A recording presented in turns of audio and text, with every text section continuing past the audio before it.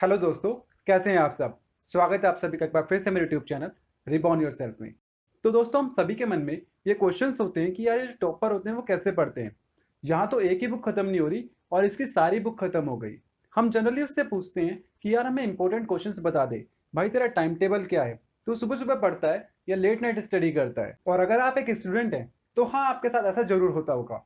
Well, point अब ये आता है कि क्या ऐसा कोई तरीका है कि जिससे पढ़ने से हम भी टॉपर बन सकते हैं, या उनमें कुछ अलग होता है, वो औरों के कंपैरिजन में ज़्यादा इंटेलिजेंट होते हैं। तो मैं आपसे यही कहना चाहूँगा कि हाँ, आप भी टॉपर बन सकते हो। और उनमें ऐसा कुछ भी नहीं है कि वो आपसे ज़्यादा इंटेलिजेंट हैं या आपसे अलग हैं। हम उसी चीज़ में इंटेलिजेंट होते हैं जिसमें हम अपना ज़्यादा से ज़्यादा टाइम इन्वेस्ट करते हैं। एग्जाम्पल के लिए, एक कारपेंटर लकड़ी के काम में इंटेलिजेंट है, वो अकाउंट्स नहीं पढ़ सकता।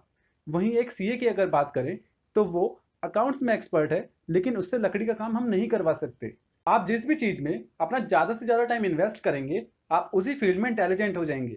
और आज के इस वीडियो में हम ऐसी ही 4 ट्रिक देखेंगे जो हर टॉपर को पता तो होती है, सब छुपा के रखते हैं,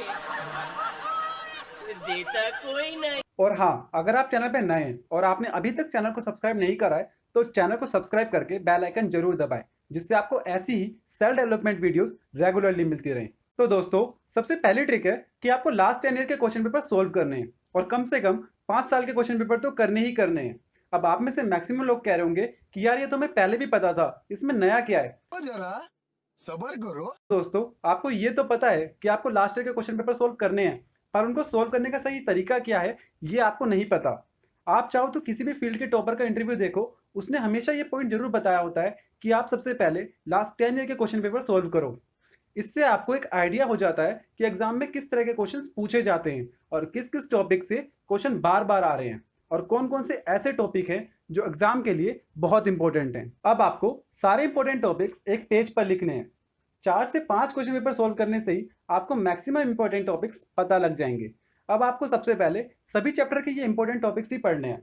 इसे आप 80-20 प्रिंसिपल भी कह सकते हो, क्योंकि हमने अपने सिर्फ 20% टाइम में ही 80% सिलेबस कवर कर लिया है। और अब आपको वो सारे इंपॉर्टेंट क्वेश्चंस भी पता चल गए जो पहले आप अपने दोस्तों से पूछा करते थे। वो सारे इंपॉर्टेंट क्वेश्चन और कहीं से नहीं बल्कि लास्ट ईयर के क्वेश्चन पेपर से ही आते थे। और एक चीज और, आपको सिर्फ ये क्वेश्चन रटने नहीं है, बल्कि आपको अपने वो सारे कॉन्सेप्ट क्लियर करने हैं जिस पर्टिकुलर कॉन्सेप्ट से ये क्वेश्चन पूछे गए हैं। और इस ट्रिक को आप स्मार्ट लर्निंग भी कह सकते हो, जहां आपका दोस्त एक चैप्टर पढ़ रहा होगा और वो कॉन्सेप्ट समझ रहा होगा जो एग्जाम में कभी पूछे ही नहीं जाते, उतने ही टाइम में आपने मैक्सिमम पेपर के कॉन्सेप्ट्स क्लियर कर लिए हैं। दूसरी ट्रिक जो अपनी आती है वो ये है कि मेक हैंड रिटन नोट्स। देखो दोस्तों, ये बहुत इंपॉर्टेंट टिप है कि आपको अपने नोट्स खुद बनाने हैं।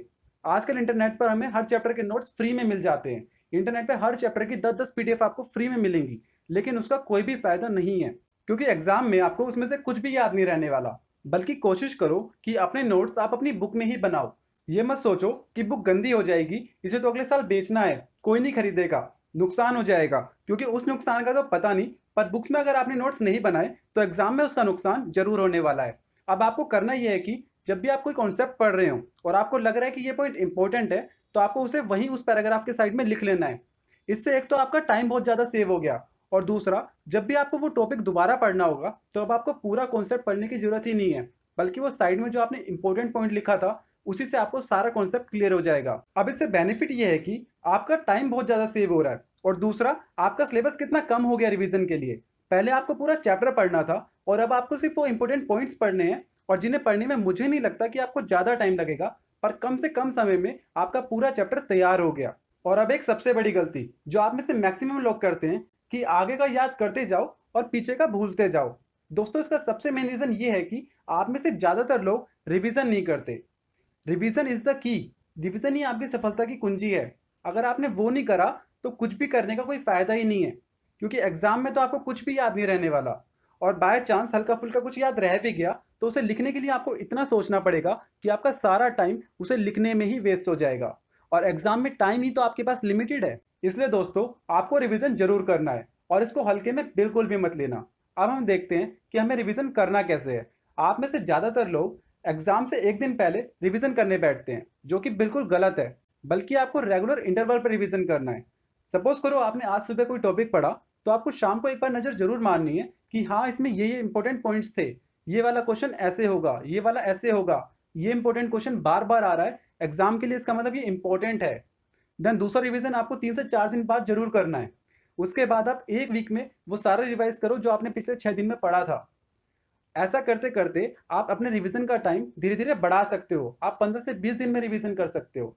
पर ये बिल्कुल मत करना कि 6 महीने तक आपने टॉपिक ही नहीं देखा एंड देन सीधा जब एग्जाम की डेट आ गई तब आप देख रहे हैं और आपको कुछ समझ ही नहीं आ रहा कि यार कैसे हुआ था, उस टाइम तो हो गया था, आप क्यों नहीं समझ आ रहा। क्योंकि उससे आपको फ्रस्ट्रेशन होगी। और एक चीज़ तो आप लोग मेरी गांठ मान लो, ये जो आप 100 क्वेश्चंस आप लोग ट्राई करते हैं, इसे आपको नहीं करना। इससे आपको कोई भी फायदा नहीं होने वाला। एक कॉन्सेप्ट के मैक्सिमम 25 से 30 सवाल ही आपको करने हैं। और अगर आपके पास टाइम बहुत ज़्यादा है तो आपको उन्हीं सवालों को बार बार करना है। एक ही चीज़ को बार बार करने से वो हमारे दिमाग में फिट हो जाती है और इससे आपका सिलेबस भी बहुत छोटा रहेगा। रिवाइज करने के लिए आपको बहुत आसानी होगी।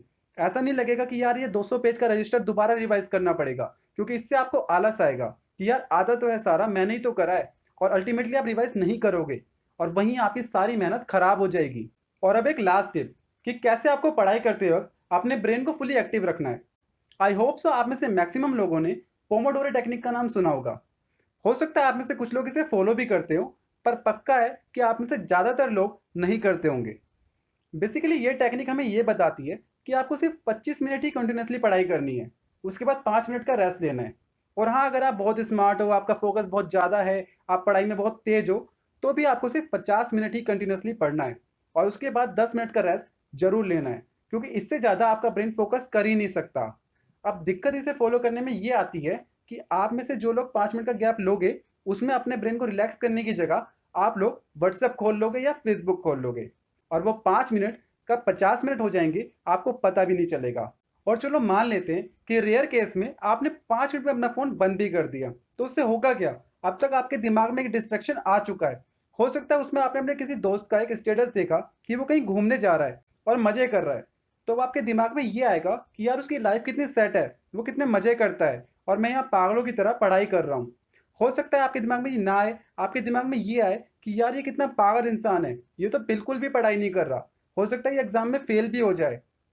अब हुआ क्या, केस चाहे कोई सा भी ले लो, दोनों ही केस में आपका फोकस अपनी पढ़ाई से लूज हो गया।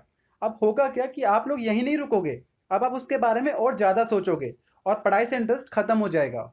एंड रिजल्ट ये आएगा कि अब आप कहोगे चलो अब बहुत हो गया आज के लिए, अब मैं थोड़ा थक गया हूँ, अब मैं रेस्ट करूँगा, बाकी मैं बाद में पढ़ूंगा। जबकि आप पढ़ाई करने से नहीं थके, बल्कि फालतू की बातें जिसकी आपकी गोल स्टेटमेंट से कोई लेना देना ही नहीं है, उसे सोच सोच के थके। और कंक्लूजन ये है कि उस 5 मिनट में आपको अपना फ़ोन यूज़ नहीं करना है। आंखें बंद करके आप वही रिवाइज करो जो आपने पिछले 25 मिनट में पढ़ा है। नहीं तो आप शांति से बैठ जाओ। आप कोशिश करो कि आप लेटो ना, क्योंकि उससे आपकी बॉडी में आलस आएगा। आप वॉक कर लो।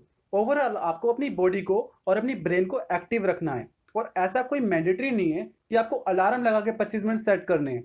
आप अंदाजे से थोड़ी थोड़ी देर में रुक सकते हो, वरना आप घड़ी देखते देखते बहुत जल्दी फ्रस्ट्रेट हो जाओगे। दूसरी चीज़ कि एक ही दिन में आपको टॉपर नहीं बनना। आप इस बात को प्रैक्टिकली समझो कि आपका वो जो टॉपर फ्रेंड है वो एक ही दिन में टॉपर नहीं बना, वो उसकी डेली की मेहनत का फल है। पर होता क्या है कि आप में से मैक्सिमम लोग एक ही दिन में सारा सिलेबस खत्म करने की सोचते हैं और पहले दिन 15-15, 18-18 घंटे पढ़ाई करते हैं। दिन में भी पढ़ाई करते हैं, रात में भी पढ़ाई करते हैं। अब इससे होता क्या है कि आपकी बॉडी को बिल्कुल भी रेस्ट नहीं मिल रहा। अब आप खुद सोचो कि उस केस में क्या होता है। आप पहले दिन 15 घंटे पढ़ाई करते हो, फुली मोटिवेटेड हो कि भाई आज तो मैं सारा सिलेबस खत्म कर दूंगा। नेक्स्ट डे वो टाइम घट के 10 घंटे रह जाता है, नेक्स्ट डे 8 घंटे एंड सो ऑन। धीरे धीरे आपकी पूरी बॉडी इतनी थक जाती है कि वो सारा मोटिवेशन खत्म हो जाता है। 2 से 3 दिन तक अब आपने कोई पढ़ाई ही नहीं करी। अब आपको लगेगा कि पूरा मेथड ही बेकार था। अब आप यूट्यूब पर एक नया वीडियो देखोगे, पर ट्रस्ट मी उससे कुछ नहीं होगा। वो जो यूट्यूब पर आप लोग वीडियो देखते हैं ना कि बस ये वीडियो देख लो, इसके बाद आप 20-20 घंटे लगातार पढ़ोगे और इसे देखने के बाद आपके अंदर एकदम चमत्कारिक बदलाव आ जाएगा। तो ट्रस्ट मी ऐसा कुछ भी नहीं होता, ये सिर्फ कहने वाली बातें हैं। आपको सिर्फ रोज 4 घंटे पढ़ना है, पर रोज पढ़ना है और उतना बहुत है। और कोशिश करना कि अगर आपने यहाँ तक वीडियो देख ली है तो अब आप कोई दूसरी वीडियो देखने मत जाना, बल्कि फ़ोन बंद करके पढ़ने बैठ जाना। क्योंकि वीडियो देखने से कुछ भी नहीं होने वाला, आपका सिलेबस खुद कवर नहीं होगा। सिर्फ स्ट्रैटेजी देखने से या स्मार्ट स्टडी के तरीके सीखने से कुछ नहीं होगा। ज़्यादा से ज़्यादा आप ज्ञानी बाबा बन जाओगे, लोगों को ज्ञान अच्छा दोगे, पर उससे दोस्तों आपके एग्जाम में कोई बेनिफिट नहीं होगा। हो सकता है जिसको आप ज्ञान दो वो पढ़ने बैठ जाए और आप लोगों को ज्ञान देने में ही रह जाओ। Take it positive. मैं आपको लोगों की मदद करने से मना नहीं कर रहा, ना ही नॉलेज शेयर करने से मना कर रहा हूँ। लोगों की मदद करो, अच्छी बात है, पर पहले अपने एग्जाम की तैयारी करो और अपना वो पर्पस फुलफिल करो जिसके लिए आपने ये वीडियो देखी थी। इस चैनल को ओपन करने का मेरा सिंपल सा मोटिव ये है कि मुझे लोगों की लाइफ में वैल्यू ऐड करनी है। आशा करता हूँ कि मेरी इस वीडियो से आपको स्मार्ट स्टडी करने में मदद मिली होगी। और अगर आपकी लाइफ में इस वीडियो से थोड़ी भी वैल्यू क्रिएट हुई हो तो इस वीडियो को लाइक जरूर करना, चैनल को सब्सक्राइब करना मत भूलना। और अगर आपको किसी पर्टिकुलर टॉपिक के ऊपर वीडियो चाहिए तो कमेंट बॉक्स में मुझे जरूर बताएं। जितना जल्दी पॉसिबल होगा मैं उस टॉपिक को जरूर कवर करूंगा। तो दोस्तों, आज की वीडियो में इतना ही। कमेंट बॉक्स में जरूर बताएं आपको ये वीडियो कैसी लगी। शेयर करें अपने सभी दोस्तों के साथ जिनको आप चाहते हो कि उनके एग्जाम में अच्छे नंबर आए।